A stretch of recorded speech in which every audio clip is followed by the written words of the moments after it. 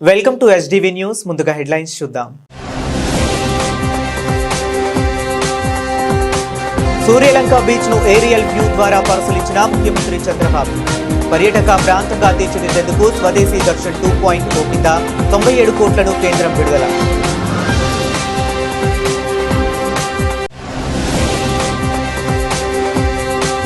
చంద్రబాబు అప్పులు చేస్తే రాష్ట్రం సింగపూర్ అవుతుందా? జగన్ హయాంలో 5 ఏళ్లలో రాష్ట్రంలో 3.32 లక్షల కోట్ల అప్పులు చేస్తే చంద్రబాబు ఏడాదిన్నరలోనే 3.02 లక్షల కోట్ల అప్పులు చేశారని అంబటి రాంబాబు విమర్శ.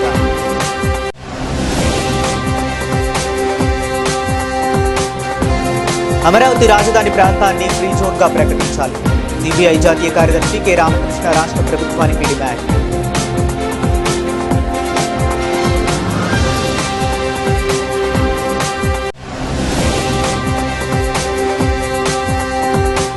అభివృద్ధి పరంగా రాష్ట్రంలో ప్రతిరోజు పండుగ వాతావరణం నెలకొంది. సంక్రాంతి సంబరాలతో పాటు ఎగ్జిబిషన్ ను ప్రారంభించిన ఎంపీ కేశినేని శివనాథ్, ఎమ్మెల్యే బోండా ఉమా.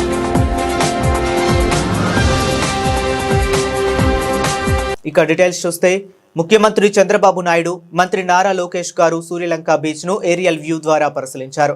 రాష్ట్ర ప్రభుత్వ ప్రతిపాదనలతో సూర్యలంక బీచ్ ను పర్యాటక ప్రాంతంగా తీర్చిదిద్దేందుకు స్వదేశీ దర్శన్ 2.0 కింద 97 కోట్లను కేంద్రం విడుదల చేసింది. షాపింగ్ స్ట్రీట్, పార్కింగ్ సదుపాయాలు, administration building, tourist information building పనులు చేపట్టారు. వీటితో పాటు సూర్యలంక ఎక్స్పీరియన్స్ జోన్ కూడా ఏర్పాటు చేయనున్నారు. ఈ నేపథ్యంలోనే హెలికాప్టర్లో నారావారిపల్లె వెళ్తున్న సమయంలో ఈ ప్రాంతాన్ని సీఎం, మంత్రి లోకేష్ సందర్శించారు.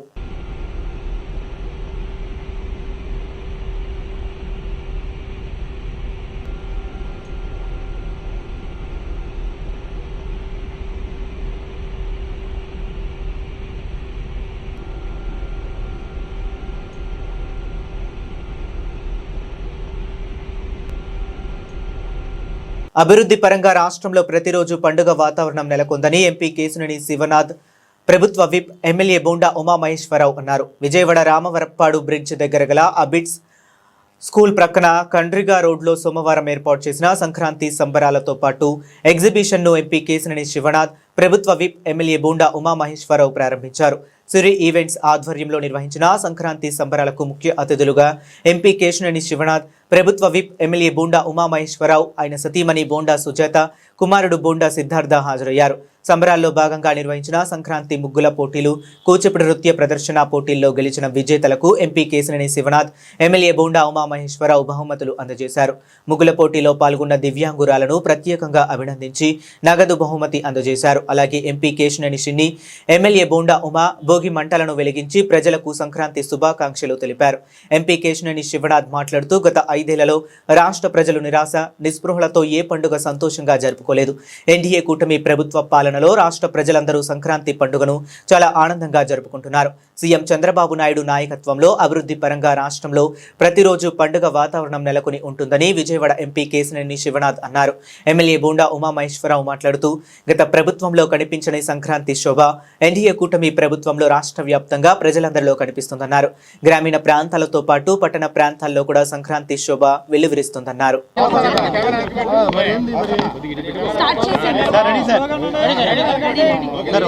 తెలుగు ప్రజలందరికీ 2026 నూతన సంవత్సరం శుభాకాంక్షలు. మరియు ఈ నూతన సంవత్సరంలో వచ్చే తొలి పండుగ, అతిపెద్ద పండుగ సంక్రాంతి. సంక్రాంతికి ప్రజలందరూ కూడా శుభాకాంక్షలు తెలియజేస్తా ఉన్నా. ఈ సంక్రాంతి ఆ భగవంతుని ఆశీస్సులతో ఈ రాష్ట్రం అభివృద్ధి చెందాలి. ఈ రాష్ట్రంలో రైతులందరూ సుభిక్షంగా ఉండాలి. ఈ రాష్ట్రానికి పెట్టుబడులు రావాలి. ఆ పెట్టుబడుల వల్ల మన యువతకి ఉపాధి కలగాలి. అలాగే అందరి వ్యాపారాలని కూడా బాగుండాలని హృదయపూర్వకంగా భగవంతుని ప్రార్థిస్తూ, ఈరోజు సంక్రాంతి అంటేనే చిన్నపిల్లల కాడి నుంచి పెద్దల వరకు అందరికీ కూడా సరదా. ఆ సరదాని అన్ని చోట్ల కూడా అత్యంత వైభవంగా జరిపేదానికి ప్రభుత్వం అన్ని రకాలుగా కూడా సహకరిస్తూ ఉంది. చక్కటి ముగ్గులు పోటీలు, అలాగే గంగిరెద్దులు, హరిదాసులు, ఇంకా అనేకమైనటువంటి కార్యక్రమాలు పిల్లలు ఆడుకోవడానికి ప్రభుత్వం సెంట్రల్ నియోజకవర్గం శాసనసభ్యులు అన్న బోండమ్మ గారి ఆధ్వర్యంలో ఇక్కడ ఈ సెంట్రల్ నియోజకవర్గంలో సంక్రాంతి సంబరాలు కార్యక్రమం మా తెలుగు తమ్ముళ్ళందరూ కూడా బ్రహ్మాండంగా నిర్వర్తించడానికి వాళ్ళ ప్రారంభోత్సవ కార్యక్రమానికి ఇక్కడికి విచ్చేసిన బోండమ్మ గారి కుటుంబ సభ్యులందరికీ, మా తెలుగు తమ్ముళ్ళందరికీ, అంతేకాకుండా విజయవాడ నగర ప్రజలందరికీ కూడా సంక్రాంతి శుభాకాంక్షలు. సంక్రాంతి అంటేనే గ్రామాన రైతులకి పంట వచ్చే సమయంలో జరిగే ఈ పండగ అందరూ కూడా కళాకారుల్ని పోషించే విధంగా చూస్తే మనం పల్లెటూరులో గంగిరెద్దులు, గొబ్బిళ్ళు ఇటువంటి ఎన్నో కార్యక్రమాలు ఇవాళ విజయవాడ నగరానికి కూడా తీసుకువచ్చి మా విజయవాడ ప్రజలు కానీ, తెలుగు తమ్ముళ్ళు కానీ, లేకపోతే కూటమి నాయకులు కానీ ఇవాళ గ్రామీణ వాతావరణాన్ని ఇక్కడికి ప్రతిబింబించే విధంగా ఈ సంక్రాంతి సంబరాలు జరుపుతున్నందుకు వారందరికీ ధన్యవాదాలు తెలుపుకుంటున్నాం. తప్పకుండా ఈ 3 రోజులు సంక్రాంతి సంబరాల వల్ల ఇటువంటి శ్రీ దుర్గా మల్లేశ్వర స్వామి వార్ల దేవస్థాన ఆధ్వర్యంలో నిర్వహిస్తున్న పోరంకి వేద పాఠశాల నూతన హంగులను అడ్డుకుంటుంది. ఆలయ చైర్మన్ బుర్రా రాధాకృష్ణ మరియు కార్యనిర్వహణ అధికారి వికే సీనా నాయక్ గారి ఆదేశాల మేరకు పాఠశాల అభివృద్ధి పనులు అత్యంత వేగంగా జరుగుతున్నాయి. నూతన రూపురేఖలు, వేద పాఠశాల భవనానికి నూతన రంగులు అద్దుతూ మరమ్మతులు చేపట్టి విద్యార్థులకు ఆహ్లాదకరమైన వాతావరణాన్ని కల్పిస్తున్నారు. నూతన గోశాల నిర్మాణం, పాఠశాల ఆవరణలో నూతన గోశాల పనులు ప్రస్తుతం శరవేగంగా జరుగుతున్నాయి. గోవుల సంరక్షణకు అత్యున్నత ప్రాధాన్యతనిస్తూ ఈ పనులను చైర్మన్ మరియు ఈవో గారు ప్రత్యేకంగా పర్యవేక్షిస్తున్నారు. పర్యవేక్షణ ఆలయ ఎగ్జిక్యూటివ్ ఇంజనీర్ రాంబాబు గారు ఈ అభివృద్ధి పనులను క్షేత్రస్థాయిలో నిరంతరం పర్యవేక్షిస్తూ పనుల నాణ్యతను మరియు వేగాన్ని నిర్ధారిస్తున్నారు. వసతుల కల్పన, విద్యార్థుల సౌకర్యార్థం ఇప్పటికే పాఠశాలలోని విశ్రాంతి గదులు, ఆర్ఓ వాటర్ ప్లాంట్ మరియు భవన స్లాబ్ మరమ్మతులు పూర్తి చేయడం జరిగింది. వేద విద్యను అభ్యసించే విద్యార్థులకు ఎటువంటి లోటు లేకుండా పాఠశాలను ఒక మోడల్ గురుకులముగా తీర్చిదిద్దడమే ధ్యేయంగా చైర్మన్ మరియు పాలక మండలి మరియు కార్యనిర్వహణ అధికారి మరియు ఇంజనీరింగ్ యంత్రాంగం కృషి చేస్తుంది.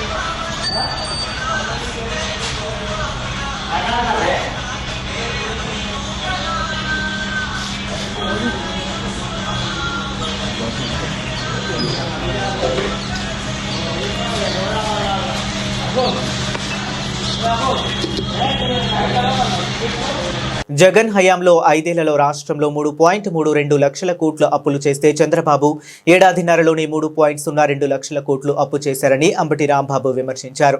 వైసీపీ అప్పులు చేస్తే రాష్ట్రం శ్రీలంక అవుతుందని అన్నారు. చంద్రబాబు అప్పులు చేస్తే సింగపూర్ అవుతుందా?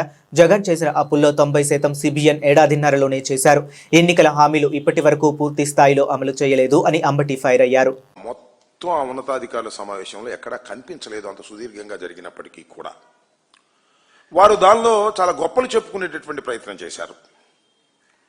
భోగాపురం ఎయిర్పోర్టు దాన్ని త్వరలోనే జాతికి అంకితం చేస్తాము అనేటువంటి మాట మాట్లాడారు. అంటే ఆయన జాతికి అంకితం చేస్తాను, ఈ క్రెడిట్ అంతా నాదేను అనేటటువంటి బాడీ లాంగ్వేజ్తో క్రెడిట్ చోరీ చేయడానికి చంద్రబాబు నాయుడు గారు ప్రయత్నం చేస్తున్నారు.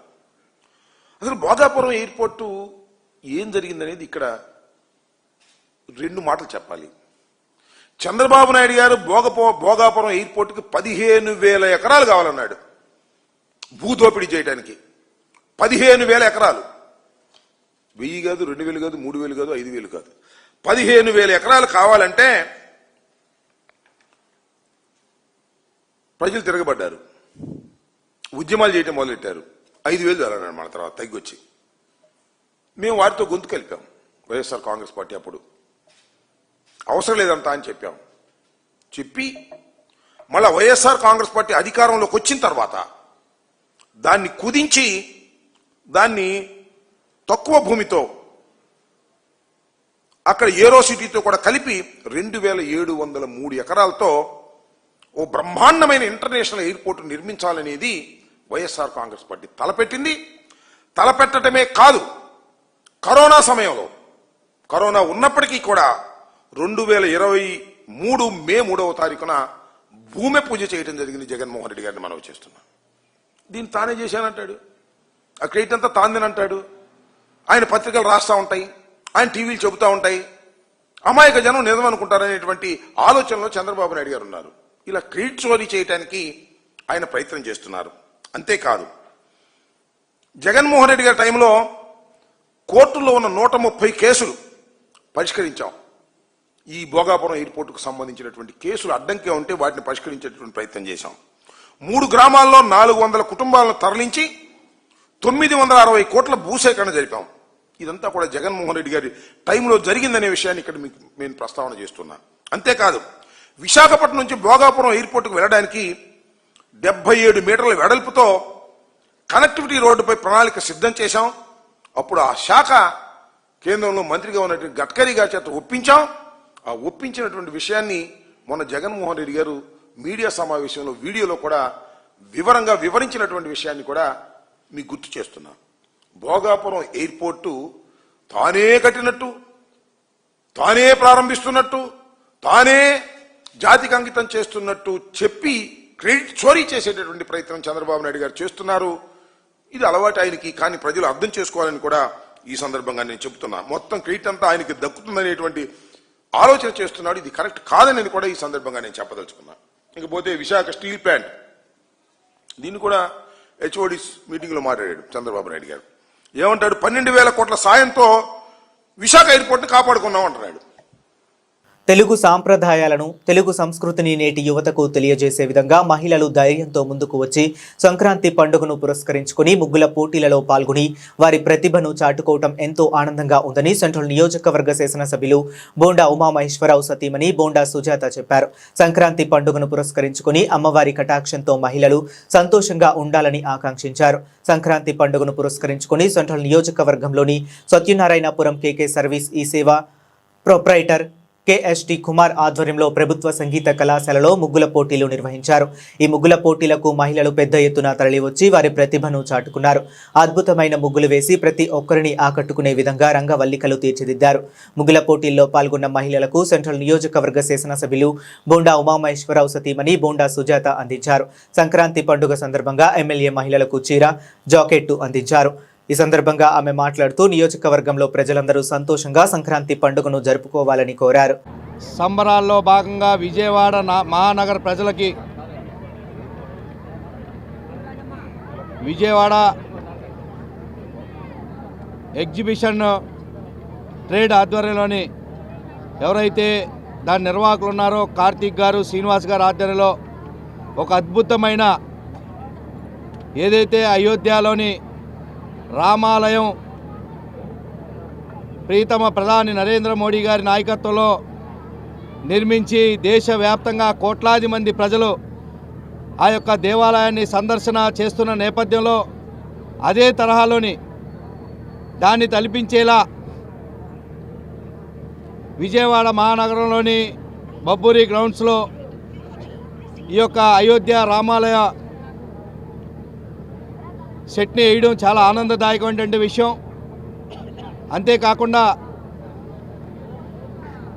ఏదైతే టైటానిక్ షిప్ ఉందో, టైటానిక్ షిప్ని, లండన్ బ్రిడ్జ్ని తలపించేలాగా ఈ 3 రకాలుగా ప్రజలంతా కూడా వీక్షించేలాగా ఆహ్లాదకరమైన వాతావరణం కలిగేలాగా పండగలోని పిల్లలతోని పెద్దలంతా కూడా కలిసి ఈ యొక్క ఎగ్జిబిషన్ని సందర్శించి ఆనందం వ్యక్తం చేసే విధంగా ఈ యొక్క కార్యక్రమాన్ని తీసుకున్న నిర్వాహకులకు కార్తీక్ గారికి, శ్రీనివాస్ గారికి అభినందనలు తెలియజేస్తూ, ఏదైతే బాలరాముడు అయోధ్యలో ఏ విధంగా ఉన్నారో ఆ మందిరం లోపల ఉన్నటువంటి భాగం అంతరాలయ భాగం కావచ్చు, అదేవిధంగా ధ్వజస్తంభంపై ఆ జెండా, కాషాయపు జెండా ఏ విధంగా ఎగురుతూ ఉందో అదే తరహాలోని అయోధ్య దేవాలయాన్ని మరి విజయవాడ నగరంలో కృష్ణానది ఒడ్డున విజయవాడ నగరంలోని కృష్ణానది ఒడ్డున బొబ్బురి గ్రౌండ్స్లోని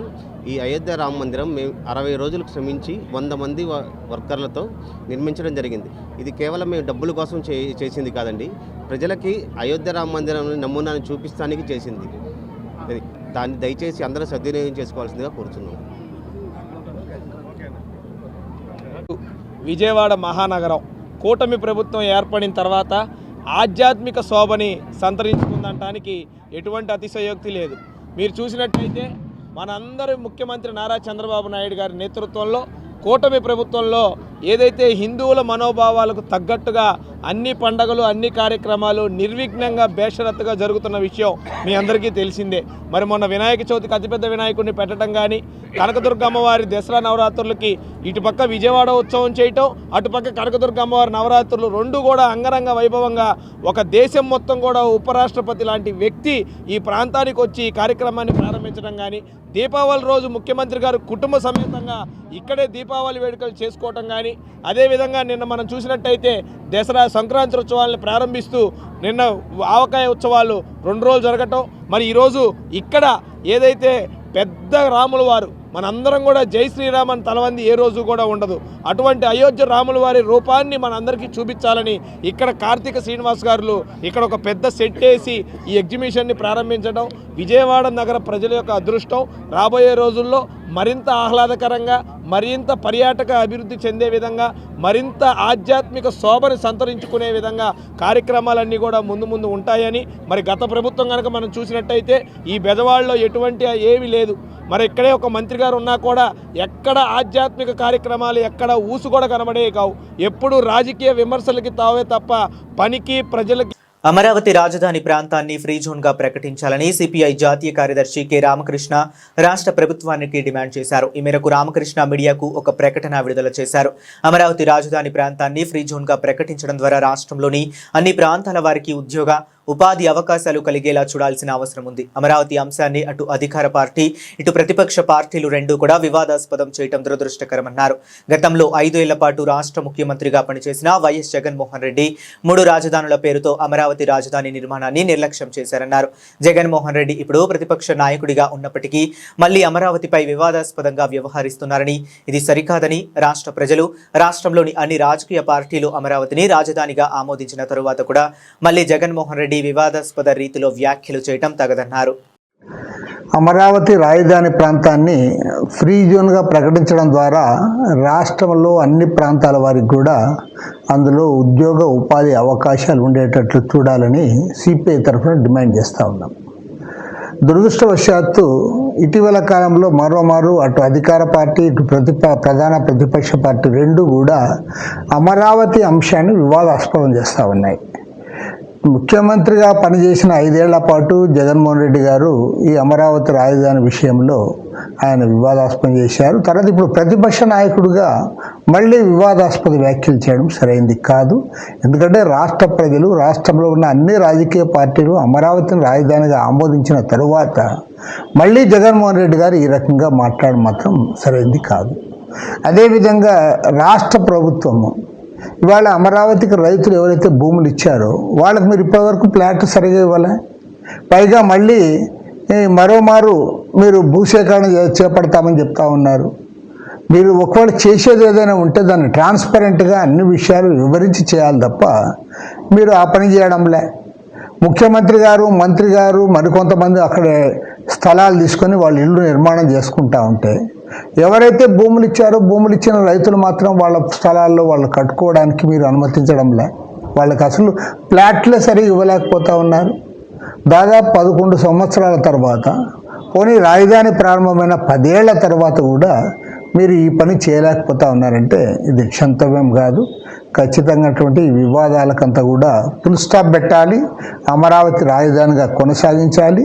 అన్ని ప్రాంతాల వారు కూడా అమరావతి రాజధానిగా కోరుకుంటున్న నేపథ్యంలో అమరావతిని ఫ్రీ జోన్గా ప్రకటించడం ద్వారా, ఎందుకంటే ఈరోజు వేల కోట్ల రూపాయలు పెట్టుబడులన్నీ అక్కడే పెడుతున్నారు కాబట్టి మా అప్పులు తెచ్చి మా నెత్తి మీద పెడుతున్నారని చెప్పి కొంతమంది అపార్థాలకు గురయ్యే అవకాశం ఉంది. దీన్ని దృష్టిలో పెట్టుకొని ఫ్రీ జోన్ ప్రకటించాలని చెప్పి సిపిఐ తరఫున ప్రభుత్వాన్ని కోరుతాము. ముఖ్యమంత్రి ఎక్కడ కూర్చుంటే అదే రాజధాని అని జగన్ వ్యాఖ్యానించడం అతని అవగాహన రాహిత్యంకు నిదర్శనమని టీడీపీ పొలిట్ బ్యూరో సభ్యులు వర్ల రామయ్య అన్నారు. టీడీపీ కేంద్ర కార్యాలయంలో ఏర్పాటు చేసిన విలేకరుల సమావేశంలో ఆయన మాట్లాడుతూ అమరావతి అనే పేరు పలకడానికి జగన్ మనసు పూర్తిగా అంగీకరించడం లేదన్నారు. జగన్ వ్యాఖ్యలకు రాష్ట్ర ప్రజలతో పాటు సాక్షి విలేకరులు సైతం నవ్వుతున్నారని పేర్కొన్నారు. 2014 మార్చి నెలలో ఆంధ్రప్రదేశ్ రీఆర్గనైజేషన్ యాక్ట్ పార్లమెంట్లో ప్రవేశపెట్టినప్పుడు జగన్ కాంగ్రెస్ ఎంపీగా రాజధానికి అనుకూలంగా ఓటు వేశారని పేర్కొన్నారు. నాడు సోనియా గాంధీ సమక్షంలో అనుకూలంగా ఓటు వేసి నేడు వ్యతిరేకించడం దారుణమని పేర్కొన్నారు. 5 సంవత్సరాలు ఈ రాష్ట్రానికి ముఖ్యమంత్రిగా పనిచేశారు. ప్రస్తుతం శాసనసభ్యుడిగా ఉన్నారు. నేను అంతకంటే ఇంకా మా వాళ్ళ ఏదో లోతుగా వెళ్తారానికి ఆ హోదారాలది హోదారా అని నేను అన్నా. శాసనసభ్యుడిగా ఉన్నారు, గౌరవించాలి ఆయన్ని. ఆయనకు ఎందుకో అమరావతి అనే పేరు నచ్చలేదు. ఇప్పటి నుంచి చాలా కాలం నుంచి కూడా ఆయన ముఖ్యమంత్రి అయిన దగ్గర నుంచి అంతకు ముందు కూడా ఎందుకో అమరావతి చంద్రబాబు నాయుడు గారు 2014లో ముఖ్యమంత్రి అయిన తర్వాత పరిపాలన చేపట్టిన తర్వాత ఆంధ్రప్రదేశ్ రాష్ట్రానికి చట్ట ప్రకారం, నేను చెప్పేది కొంచెం చట్టం అనేది నొక్కుతున్నానండి, దయచేసి మీరు కూడా అర్థం చేసుకోవాలా. జగన్మోహన్ రెడ్డి గారు మాట్లాడే మాటకి నా మాటకి తేడా ఉంటుంది. ఆయన నోటికి వచ్చినట్టుగా మాట్లాడతారు, నేను నోటు ఉంటేనే మాట్లాడతాను. Note in the sense not currency అండి, అంటే అధికారికంగా మాట్లాడతాను. నేను నోటికి వచ్చినట్లుగా మాట్లాడతారు ఆయన. అందుకని ఆయన ప్రెస్ మీట్కి నా ప్రెస్ మీట్కి హస్తి మసికాంతరం అంత తేడా ఉంటుంది, దయచేసి అర్థం చేసుకోవాలి. ఆయనకు అమరావతి అనేది నచ్చలేదు. ఆ రోజు చంద్రబాబు నాయుడు గారు ఎన్నో మందిని కన్సల్ట్ చేసి మేధావుల్ని, పెద్దల్ని, అందరిని కూడా, రిటైర్డ్ ఆఫీసర్లని అందరిని కూడా, ఎన్నో రకాలుగా పండితుల్ని, పామరుల్ని అందరిని కూడా కన్సల్ట్ చేసి అమరావతి అని ఫైనలైజ్ చేశారు ఆయన రాజధానిని. అప్పటికి జరుగుతూ ఉన్నది కాదు. మరి ఎందుకో నాకు తెలీదు, అమరావతి అనే పేరు ఆయన ఇష్టపడటం లేదు. అమరావతి అనే పేరు నాకు ఇష్టం లేదు కాబట్టి అసలు రాజధాని ఉండటానికి వీల్లేదంటాడు. ఏమిటి, ముఖ్యమంత్రి ఎక్కడుంటే అదే రాజధాని. ముఖ్యమంత్రి ఎక్కడుంటే అదే రాజధాని. నవ్వుతారు ఎందుకు? 5 ఏళ్ళు ఈ రాష్ట్రానికి ముఖ్యమంత్రి చేసిన వ్యక్తి మాట్లాడిన అవి ఆషామాషి వ్యక్తి అనుకున్నారా మాట్లాడింది? అనామకుడు అనుకున్నారా మాట్లాడింది? చదువు సంధ్యలు లేనివాడు అనుకున్నారా మీరు మాట్లాడింది? విజ్ఞానం లేనివాడు అనుకున్నారా మీరు మాట్లాడింది? రాజకీయ నేపథ్యం లేనివాడు అనుకున్నారా మీరు మాట్లాడింది? సాక్షాత్తు 5 సంవత్సరాలు మన రాష్ట్రానికి ముఖ్యమంత్రిగా పరిపాలించిన వ్యక్తి, వాళ్ళ నాన్నగారు 6 సంవత్సరాలు ఈ రాష్ట్రానికి ముఖ్యమంత్రిగా పనిచేశారు. వారిది కూడా రాజకీయ కుటుంబమే. ఆ కుటుంబం నుంచి వచ్చిన వ్యక్తి, ఒక్క నిమిషం, ఆ కుటుంబం నుంచి వచ్చిన వ్యక్తి, 5 ఏళ్ళు ఈ రాష్ట్రానికి ముఖ్యమంత్రిగా చేసిన వ్యక్తి, నేను ఎక్కడుంటే అదే రాజధాని, నేను అంటే ముఖ్యమంత్రి, ముఖ్యమంత్రి ఎక్కడుంటే అదే రాజధాని అంటారు. మనం చప్పట్లు కొట్టాలండి? ఓహో జగన్ భలే మాట్లాడేవయ్యా అని చప్పట్లు కొట్టాలా? ప్రక్కనున్న వాళ్ళు కూడా ఆ రోజు చూడలేదు మీరు, ముసిముసిన నవ్వులు నవ్వుకున్నారు. ఆ రోజు పత్రికేయ సమావేశానికి వచ్చిన వాళ్ళందరూ కూడా నవ్వుకున్నారు. ఇతనా, ఈ వ్యక్తి మన రాష్ట్రాన్ని 5 సంవత్సరాలు పరిపాలించింది అహో అని బాధపడ్డ వాళ్ళు కూడా చాలామంది ఉన్నారు ఆ రోజు ప్రెస్లో. అందులో సాక్షి విలేకరి కూడా బాధపడ్డాడు. అతని పేరు నేను చెప్పను, నేను మళ్ళీ వాడిని వేటేస్తారు. ముఖ్యమంత్రి ఎక్కడుంటే అదే రాజధాని అంటాడేమండి. రేపు పొద్దున ఇతను జైలుకి వెళ్తాడు. రాజధాని ఎక్కడ ఉంటుంది అప్పుడు? అంటే వచ్చినోడు ఎక్కడైనా వాడు ఊళ్ళో పెట్టుకుంటాడా? ఏమి అవగాహన రాజ్యమండి. అలా రాజధాని ఎందుకని అన్నట్లు మాట్లాడుతున్నాడు ఆయన. చట్టం తెలుసా జగన్మోహన్ రెడ్డి గారు? మీరు 2014లో మార్చి నెలలో, ఏప్రిల్లో ఆంధ్రప్రదేశ్ రాష్ట్రంలో కూటమి ప్రభుత్వం ఏర్పడిన నాటి నుంచి ఆలయాల్లో అపచారాలు, దారుణాలు, దుర్ఘటనలు నిత్యకృత్యమయ్యాయని మాజీ మంత్రి వెల్లంపల్లి శ్రీనివాసరావు ఆరోపించారు. కూటమి నాయకులు చివరకు ఆలయాల అర్చకులపైన దాడులు చేస్తున్నారని మండిపడ్డారు. ధార్మిక సంస్థలకు లీజు పేరుతో ఆలయాలకు చెందిన విలువైన భూములు కాజేసేందుకు కొత్తగా జీవో నెంబర్ 15 జారీ చేశారని ఆరోపించిన ఆయన ప్రభుత్వం తక్షణమే దాన్ని రద్దు చేయాలని డిమాండ్ చేశారు. దుర్గగుడిలో జరుగుతున్న వరుస అపచారాలకు ప్రాయశ్చిత్తంగా కామధేనువు అమ్మవారి వద్ద వైసీపీ నేతలు ప్రత్యేక పూజలు నిర్వహించారు. అమ్మవారికి పట్టుచీర, గాజులను మాజీ మంత్రి వెల్లంపల్లి శ్రీనివాసరావు సమర్పించారు.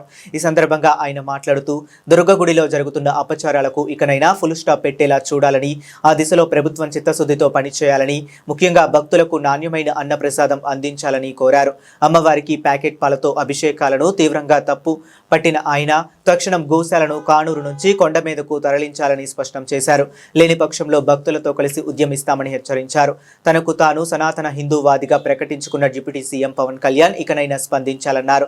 కూటమి ప్రభుత్వం కొలువుదీరిన నాటి నుంచి విజయవాడ దుర్గమ్మ గుడిలో జరుగుతున్న అపచారాలు చూస్తే బాధ కలుగుతుందన్నారు.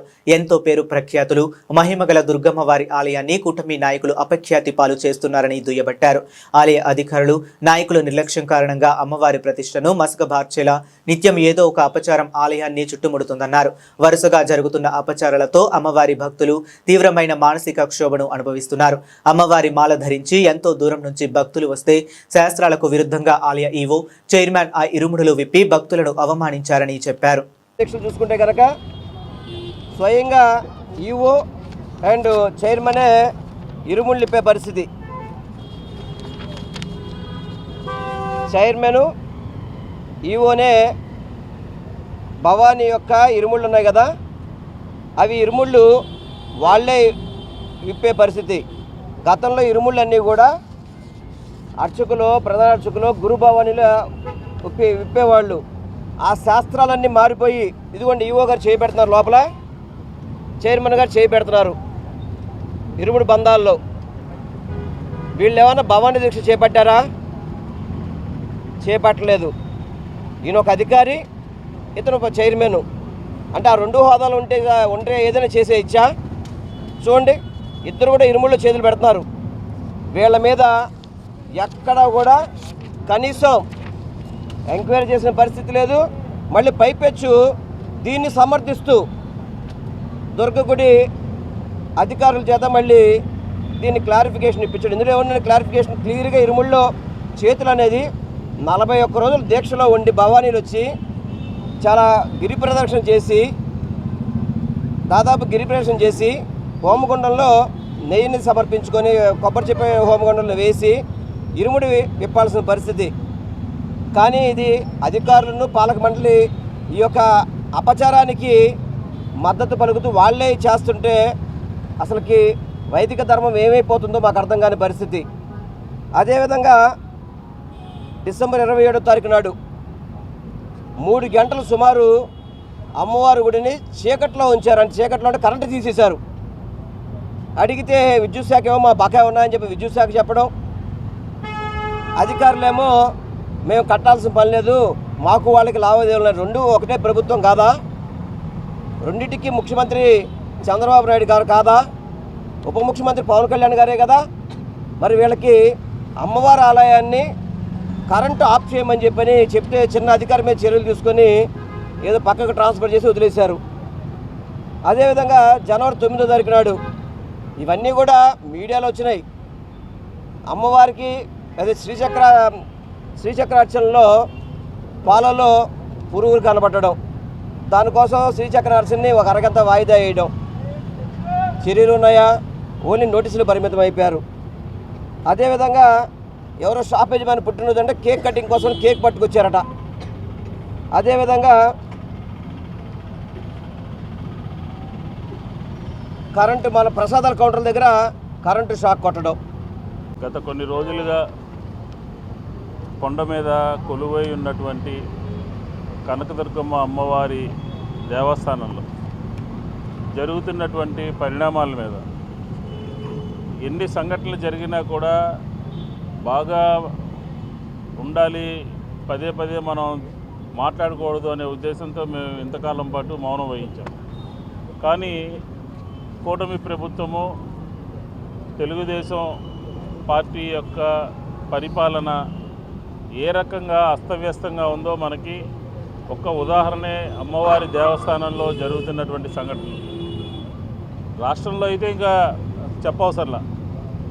మా ప్రభుత్వ హయాంలో, జగన్మోహన్ రెడ్డి గారి హయాంలో ఏమీ జరగకుండానే, ఏమీ అవ్వకుండానే మా ప్రభుత్వం మీద బురద జల్లి ఏమీ లేకుండా మాట్లాడేటటువంటి వాళ్ళు ఈరోజు గత 20 మాసాలుగా ఈ అమ్మవారి గుడి గురించే మాట్లాడుకుందాం.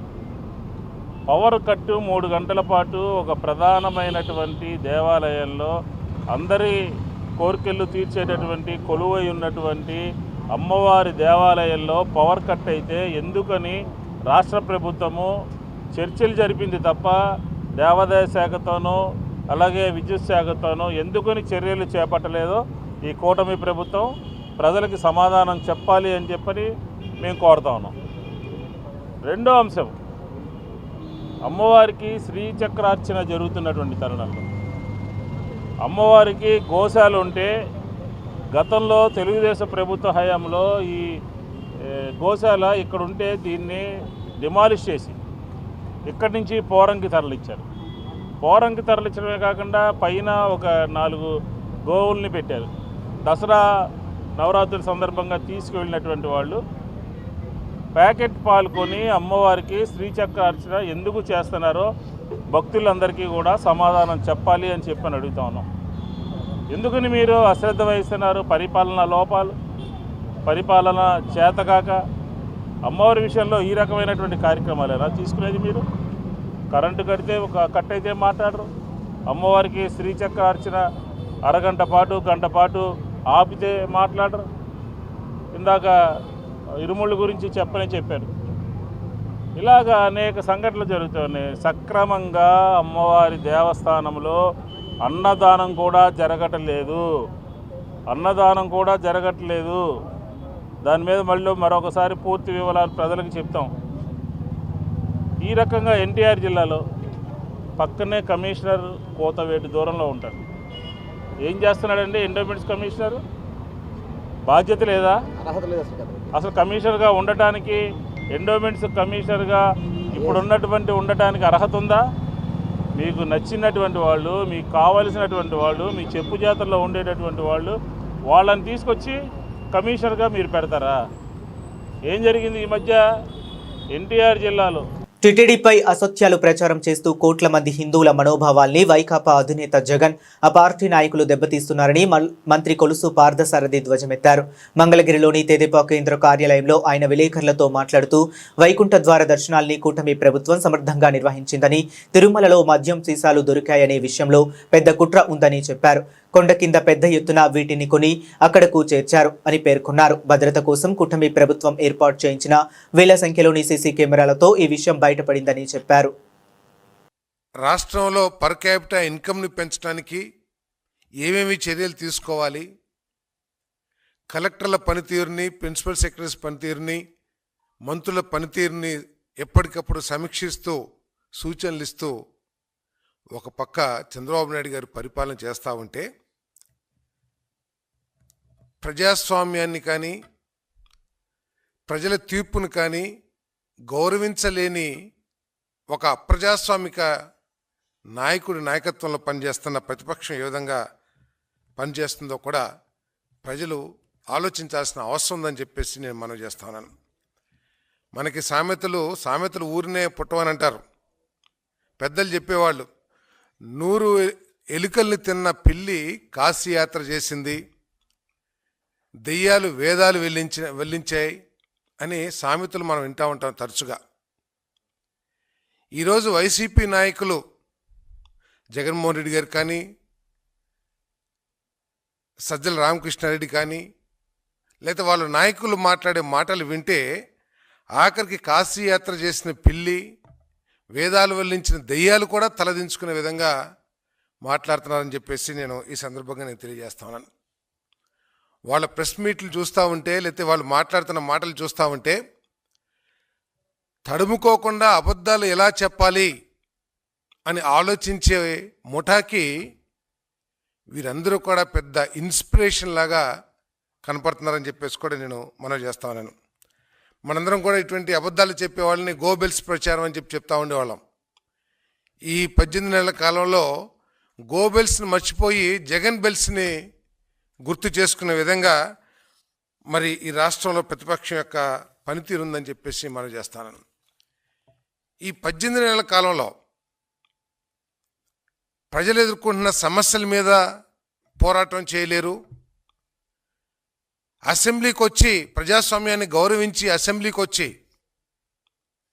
తమకు ఓట్లు వేసిన ప్రజల్ని గౌరవించి అసెంబ్లీకి వచ్చి ఈ రాష్ట్రం కానీ రాష్ట్రంలో ప్రజలు కానీ ఎదుర్కొంటున్న సమస్యల గురించి ప్రస్తావించే ప్రయత్నం మాత్రం చేయరు. కానీ ఈ రాష్ట్రం మీద అవకాశం వచ్చినప్పుడల్లా విషం చిమ్ముతూ ఈ రాష్ట్రంలో ప్రజల మనోభావాల్ని దెబ్బతీస్తూ ఈ రాష్ట్రాన్ని ఏ విధంగా నష్టపరచాలి, ఏ విధంగా అస్థిరపరచాలి, ఈ రాష్ట్రంలో జరుగుతున్న అభివృద్ధి కార్యక్రమాలని ఏ విధంగా అడ్డుకోవాలి అని చెప్పేసి జగన్మోహన్ రెడ్డి గారు వారి టీం పనిచేస్తుందని చెప్పేసి కూడా నేను ఈ సందర్భంగా మనవి చేస్తా ఉన్నాను. నేను దాంట్లో ముఖ్యంగా కలియుగ ప్రత్యక్ష దైవంగా భావించే 7 కొండలవాడు నివాసం ఉంటున్న తిరుపతిని ప్రపంచంలో ఉన్న కోట్లాది మంది హిందువులందరూ కూడా దాన్ని ఒక పుణ్యక్షేత్రంగా, పవిత్ర క్షేత్రంగా జీవితంలో ఒక్కసారైనా సరే స్వామిని దర్శించుకోవాలనే తాతాలాడుతూ ఉంటారు. అటువంటి పుణ్యక్షేత్రం మీద అవకాశం వచ్చినప్పుడల్లా ఆ స్వామివారి మహిమల్ని తగ్గించడానికో ఆ పుణ్యక్షేత్రం యొక్క శాంక్టిటీని తగ్గించాలనే లక్ష్యంతో వీళ్ళు లేనిపోని అభండాలు వేస్తూ అనేక కుట్రలు చేస్తున్నారని చెప్పేసి కూడా నేను ఈ సందర్భంగా తెలియజేస్తా ఉన్నా. నేను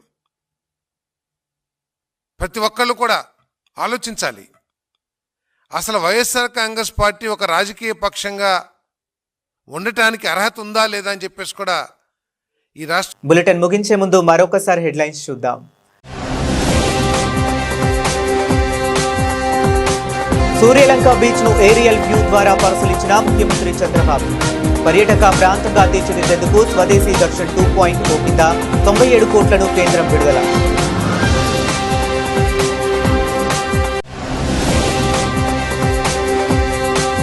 చంద్రబాబు అప్పులు చేస్తే రాష్ట్రం సింగపూర్ అవుతుందా?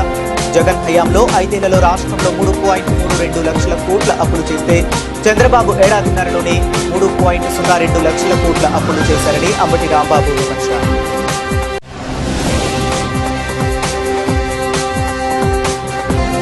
అమరావతి రాజధాని ప్రాంతాన్ని ఫ్రీ జోన్ గా ప్రకటించాలి. సిబిఐ జాతీయ కార్యదర్శి కె రామకృష్ణ రాష్ట్ర ప్రభుత్వానికి డిమాండ్.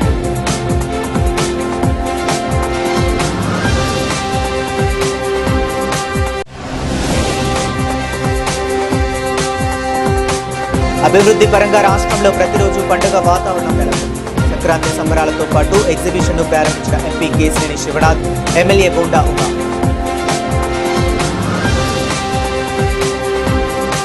ఇవి ఇప్పటి వరకు ఉన్న అప్డేట్స్. మరిన్ని అప్డేట్స్ కోసం కీప్ వాచింగ్.